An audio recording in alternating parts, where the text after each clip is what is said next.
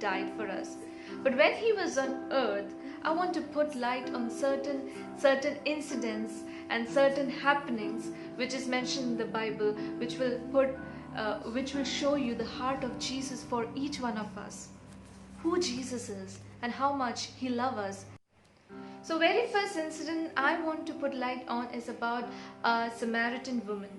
Now Samaritan woman, she was having a life not so right.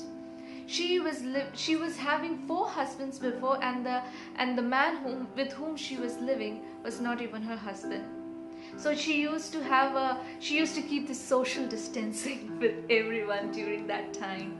And during that time, women used to come early in the morning to draw water from the well. But she never used to come during the time when all the other women are coming.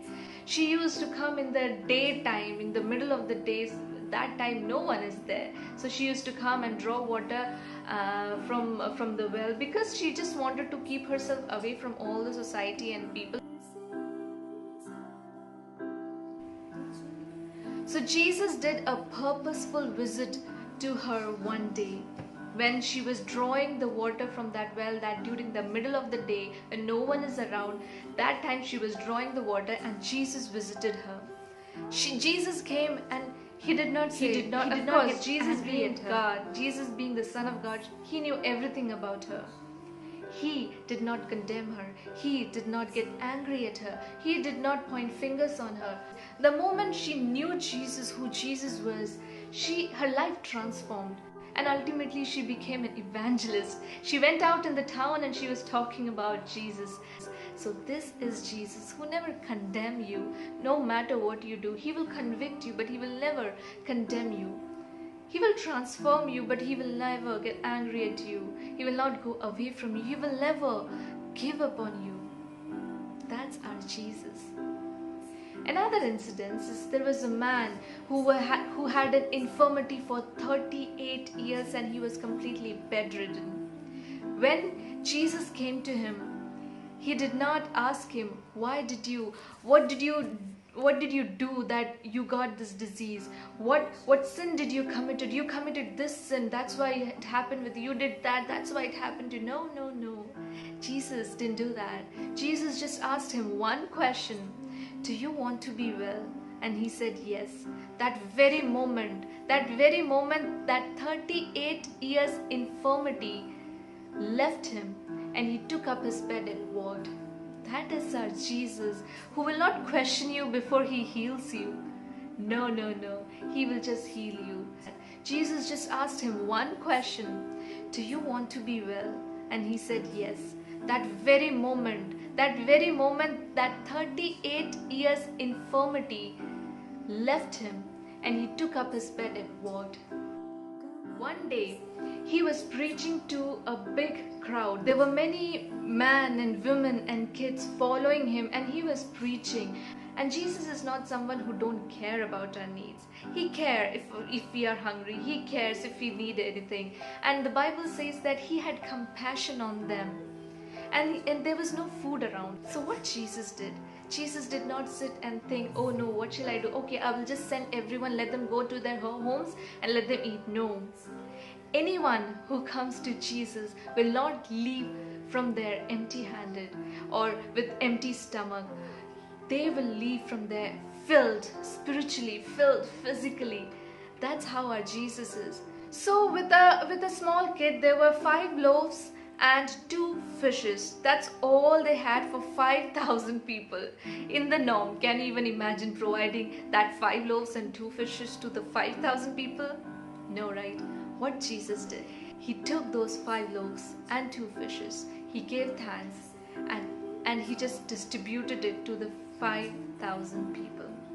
And when he started distributing it, there were 12 baskets of leftover.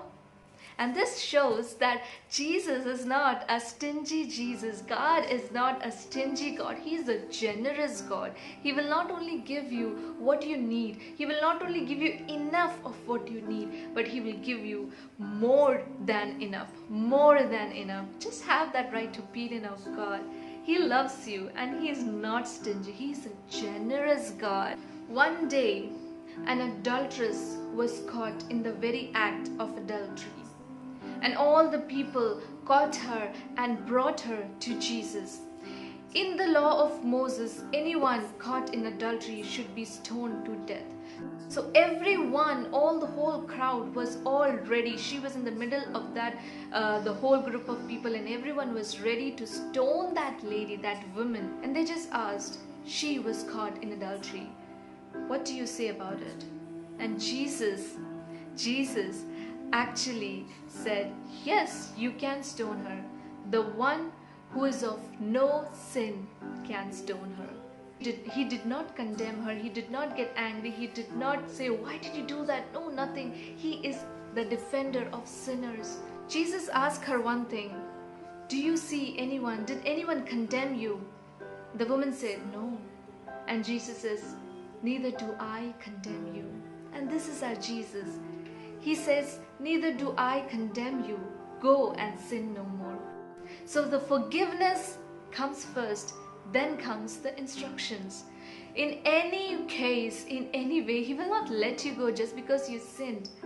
He will give you instruction, He will guide you, He will transform you, but He will not leave you, He will not condemn you. This is our Jesus. Today also, if you sin anything, many times, many people, when they sin and when they know that I did something wrong, they stop themselves to go to God, and they think that, oh, I sinned, I cannot face God. But they forget that our God is a God of forgiveness. Our God is the one who never condemns us.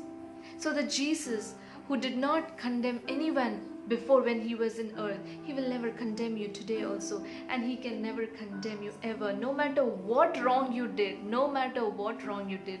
If you think you did something wrong, instead of running away from Him, run towards Him, so that you will be free from any kind of guilt, any kind of condemnation, and you will be transformed from your heart. Not only a behavioral transformation.